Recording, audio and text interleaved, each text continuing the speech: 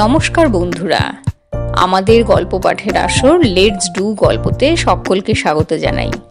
আজ আমরা পড়ব সঞ্জীব চন্দ্র চট্টোপাধ্যায়ের লেখা পালামৌ। আজ তৃতীয় পর্ব।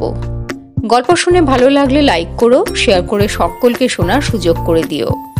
আসরে আজ প্রথমবার এলে বা এখনো সাবস্ক্রাইব না করে থাকলে করে দিও প্লিজ। পাশে থাকা নোটিফিকেশন বেল আইকনটা অবশ্যই ক্লিক করো, তাতে আসরে যখনই কোনো নতুন গল্প আসবে সবার আগে তার খবর তোমাদের কাছে পৌঁছে যাবে। তাহলে চলো শুরু করা যাক সঞ্জীব চন্দ্র চট্টোপাধ্যায়ের লেখা পালামৌ।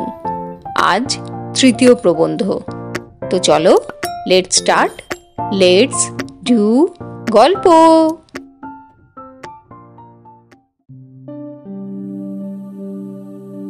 পূর্বে একবার লাতেহার নামক পাহাড়ের উল্লেখ করিয়াছিলাম।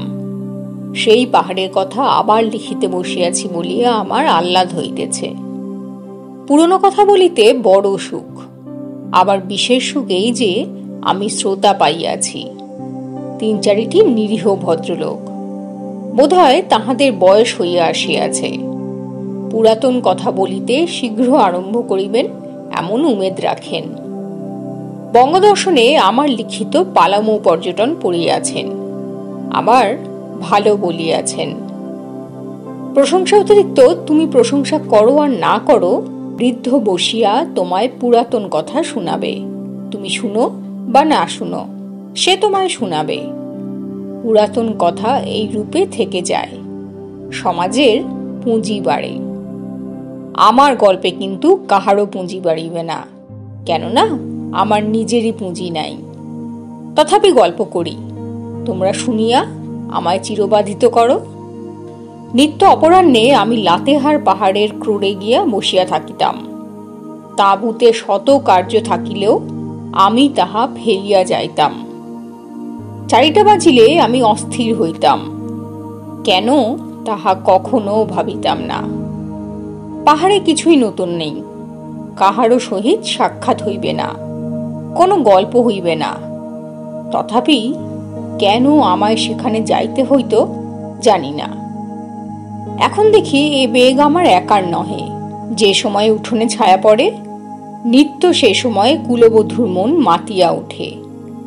জল আনিতে যাইবে, জল আছে বলিলেও তাহারা জল ফেলিয়া জল আনিতে যাইবে। জলে যে যাইতে পারিল না, সে অভাগিনী। সে গৃহে বসিয়া দেখে উঠোনে ছায়া পড়িতেছে, আকাশে ছায়া পড়িতেছে, পৃথিবীর রং ফিরিতেছে। বাহির হইয়া সে তাহা দেখিতে পাইল না।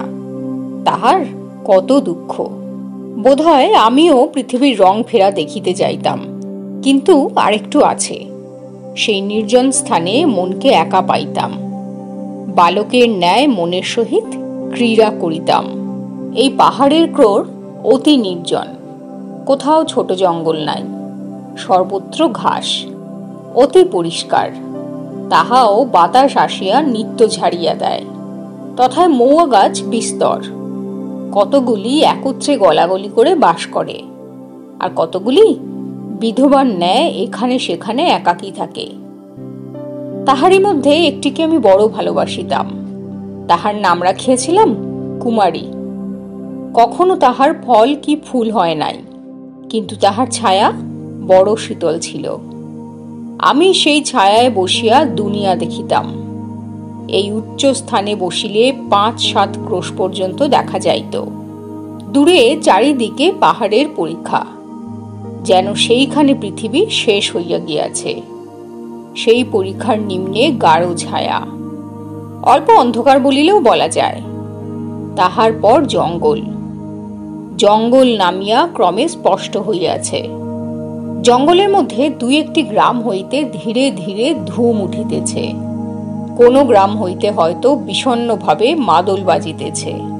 তাহার পর আমার তাঁবু, যেন একটি শ্বেত কপতি জঙ্গলের মধ্যে একাকী বসিয়া কি ভাবিতেছে। আমি অন্যমনস্কভাবে এই সকল দেখিতাম আর ভাবিতাম, এই আমার দুনিয়া। একদিন এই স্থানে সুখে বসিয়া চারিদিক দেখিতেছি, হঠাৎ একটি লতার প্রতি দৃষ্টি পড়িল। তাহার একটি ডালে অনেক দিন পর 4-5টি ফুল ফুটিয়াছিল। লতা আহ্লাদে তাহা গোপন করিতে পারে নাই। যেন কাহারে দেখাইবার জন্য ডালটি বাড়াইয়া দিয়াছিল। একটি কালো কালো বড় গোচের ভ্রমর তাহার চারিদিকে ঘুরিয়া বেড়াইতেছিল, আর এক একবার সেই লতায় বসিতেছিল। লতা তাহাতে নারাজ। ভ্রমর বসিলেই অস্থির হইয়া মাথা নাড়িয়া ওঠে। লতাকে এইরূপ সচেতনতার ন্যায় রঙ্গ করিতে দেখিয়া আমি হাসিতেছিলাম। এমতো সময় আমার পশ্চাতে উচ্চারিত হইল, রাধে মনুং পরিহর হরি পাদমূলে তবায়ং। আমি পশ্চাৎ ফিরিলাম, দেখিলাম কেহই নাই। চারিদিক চাহিলাম, কোথাও কেহ নাই।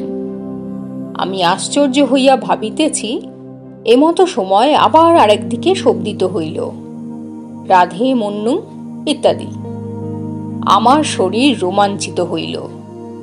আমি সেই দিকে কতক সভয়ে কতক কৌতূহল পরবশে গেলাম। সেই দিকে গিয়া আর কিছুই শুনিতে পাইলাম না। কিয়ৎ পরেই কুমারীর ডাল হইতে সেই শ্লোক আবার উচ্চারিত হইল, কিন্তু তখন শ্লোকের স্পষ্টতা আর পূর্বমতো বোধ হইল না। কেবল সুর আর ছন্দ শোনা গেল। কুমারীর মূলে আসিয়া দেখি হরিয়াল ঘুঘুর ন্যায় একটি পক্ষী আরেকটি নিকট মাথা নাড়িয়া এই ছন্দে আস্ফালন করিতে করিতে অগ্রসর হইতেছে। পক্ষিণী তাহাকে ডানা মারিয়া সরিয়া যাইতেছে, কখনো কখনো অন্য ডালে গিয়া বসিতেছে। এবার আমার ভ্রান্তি দূর হইল। আমি মন্দাক্রান্তা ছন্দের একটি মাত্র শ্লোক জানিতাম। ছন্দটি উচ্চারণ মাত্রেই শ্লোকটি আমার মনে আসিয়াছিল। সঙ্গে সঙ্গে কর্ণেও তাহার কার্য হইয়াছিল। আমি তাহাই শুনিয়াছিলাম, রাধে মন্নুং। কিন্তু পক্ষী বর্ণ উচ্চারণ করে নাই, কেবল ছন্দ উচ্চারণ করিয়াছিল। তাহা যাহাই হোক, আমি অবাক হইয়া পক্ষীর মুখের সংস্কৃত ছন্দ শুনিতে লাগিলাম। প্রথমে মনে হইল, যিনি উদ্ভব দূত লিখিয়াছেন তিনি হয়তো এই জাতি পক্ষীর নিকটে ছন্দ পাইয়াছিলেন। শ্লোকটির সঙ্গে এই কুঞ্জকিরা নুবাদের বড় সুসঙ্গতি হইয়াছে। শ্লোকটি হল, রাধে মন্নুং পরিহর হরি পাদমূলে তবায়ং জাতং দৈবাদশ মৃষমিদং বার্মেকং ক্ষমস্য এতানা কর্ণয়সী নয়বন কুঞ্জকিরা নুবাদান ক্রুরৈর্বয়ং বিরতং বঞ্চিতা বঞ্চিতা স্ব। উদ্ভব মথুরা হইতে বৃন্দাবনে আসিয়া রাধার কুঞ্জে উপস্থিত হইলে গোপীগণ আপনাদের দুঃখের কথা তাহার নিকট বলিতেছেন। এমতো সময়ে কুঞ্জের একটা পক্ষী বৃক্ষ শাখা হইতে বলিয়া উঠিল, রাধে আর রাগ করিও না, চেয়ে দেখো স্বয়ং হরি তোমার পদতলে। দৈবাত যাহা হইয়া গিয়াছে একবার তাহা ক্ষমা করো। গোপীরা এতবার এই কথা রাধিকাকে বলিয়াছে যে কুঞ্জ পক্ষীরা তাহা শিখিয়াছিল।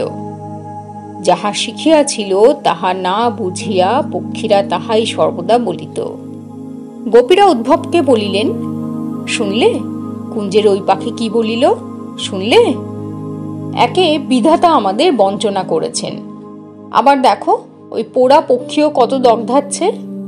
পক্ষী আবার বলিল, রাধে মন্নুং পরিহর হরি পাদমূলে তবায়ং।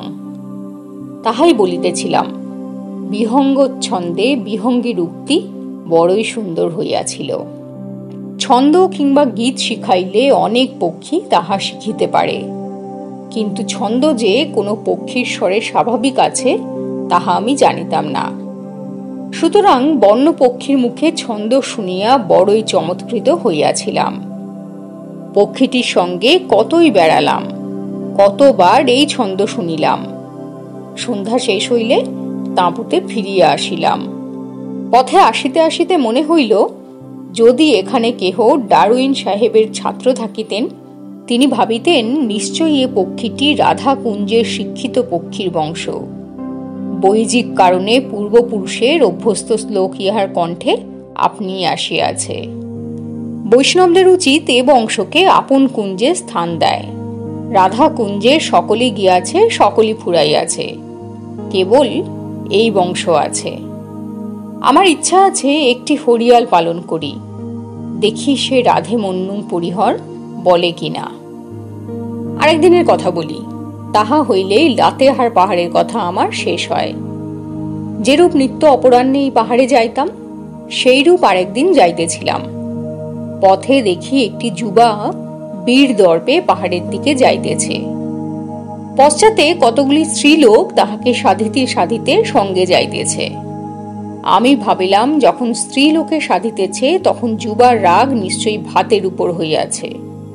আমি বাঙালি, সুতরাং এ ভিন্ন আর কি বা অনুভব করিব। এককালে এরূপ রাগ নিজেও কতবার করিয়াছি, তাই অন্যের বীরদর্প বুঝিতে পারি। যখন আমি নিকটবর্তী হইলাম, তখন স্ত্রী লোকেরা নিরস্ত হইয়া এক পার্শ্বে দাঁড়াইল। বৃত্তান্ত জিজ্ঞাসা করায় যুবা সদর্পে বলিল, আমি বাঘ মারিতে যাইতেছি। এই মাত্র আমার গুরুকে বাঘে মারিয়াছে। আমি ব্রাহ্মণ সন্তান, সেই বাঘ না মারিয়া কোন মুখে জল গ্রহণ করিব? আমি কিঞ্চিত অপ্রতিভ হইয়া বলিলাম, চলো, আমি নয় তোমার সঙ্গে যাইতেছি।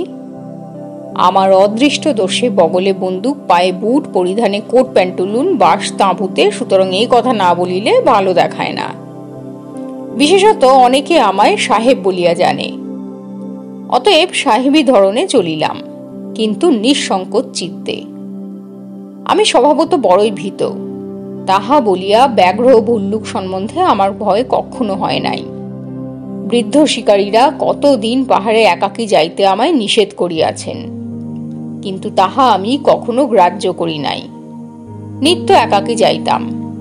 বাঘ আসিবে, আমায় ধরিবে, আমায় খাইবে, এ সকল কথা কখনো আমার মনে আসিত না।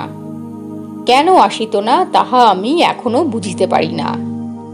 সৈনিক পুরুষদের মধ্যে অনেকে আপনার ছায়া দেখিয়া ভয় পায়, অথচ অম্লান বদনে রণক্ষেত্রে গিয়া রণ করে।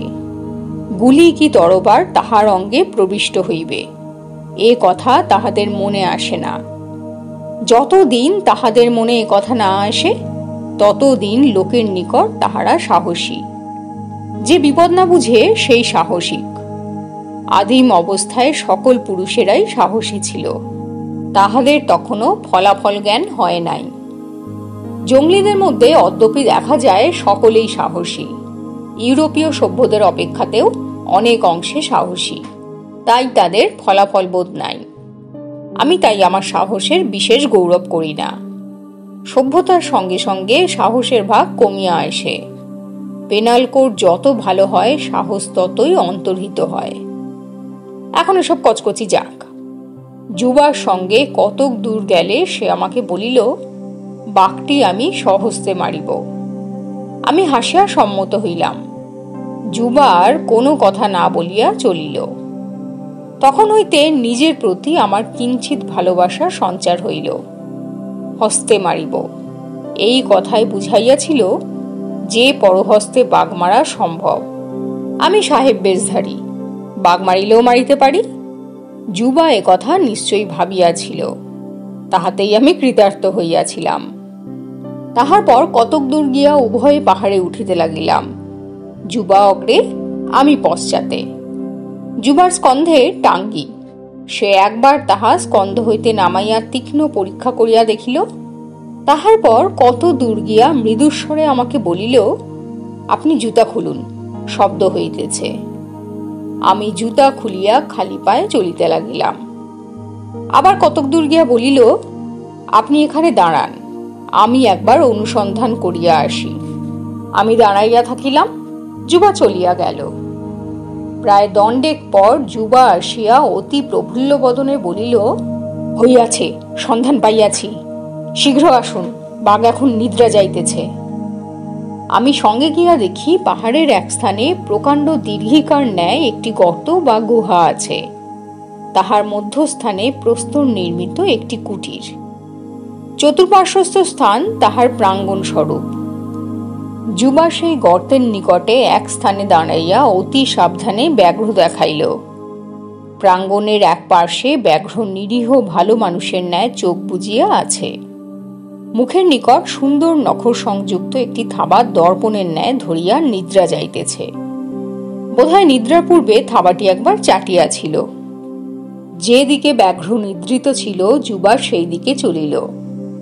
আমায় বলিল, মাথা নত করিয়া আসুন, নতুবা প্রাঙ্গণে ছায়া পড়িবে। তদনুসারে আমি নত শিরে চলিলাম।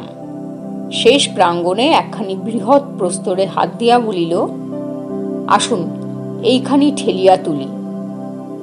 উভয়ে প্রস্তরখানিকে স্থানচ্যুত করিলাম। তাহার পর যুবা একা তাহা ঠেলিয়া গর্তের প্রান্তে নিঃশব্দে লইয়া গেল। একবার ব্যাঘ্রের প্রতি চাহিল, তাহার পর প্রস্তর ঘোর রবে প্রাঙ্গণে পড়িল। শব্দে কি আঘাতে তাহা ঠিক জানি না, ব্যাঘ্র উঠিয়া দাঁড়াইয়াছিল, তাহার পর পড়িয়া গেল। সেই নিদ্রা আর ভাঙিল না। পরদিবস বাহক স্কন্ধে ব্যাঘ্রটি আমার তাঁবু পর্যন্ত আসিয়াছিলেন, কিন্তু তখন তিনি মহানিদ্রাচ্ছন্ন বলিয়া বিশেষ কোনো প্রকার আলাপ হইল না। শেষ হল সঞ্জীবচন্দ্র চট্টোপাধ্যায়ের লেখা পালামৌ, তৃতীয় প্রবন্ধ। কেমন লাগলো কমেন্ট করে জানিও। অন্য কোনো গল্প শোনার ইচ্ছে হলে সেটাও আমাকে কমেন্ট করে জানিও, চেষ্টা করব পাঠ করার। আজকের গল্প শুনে ভালো লাগলে লাইক করো, শেয়ার করে সকলকে শোনার সুযোগ করে দিও। আসরে আজ প্রথমবার এলে বা এখনো সাবস্ক্রাইব না করে থাকলে করে দিও প্লিজ। পাশে থাকা নোটিফিকেশন বেল আইকনটা অবশ্যই ক্লিক করো, তাতে আসরে যখনই কোনো নতুন গল্প আসবে সবার আগে তার খবর তোমার কাছে পৌঁছে যাবে। তাহলে আজকের মতো বিদায় নিচ্ছি। আবার হাজির হব লেটস ডু গল্পের পরবর্তী এপিসোডে এরকমই অসাধারণ কোনো একটা গল্প নিয়ে। Till then take care and stay tune to let's do গল্প।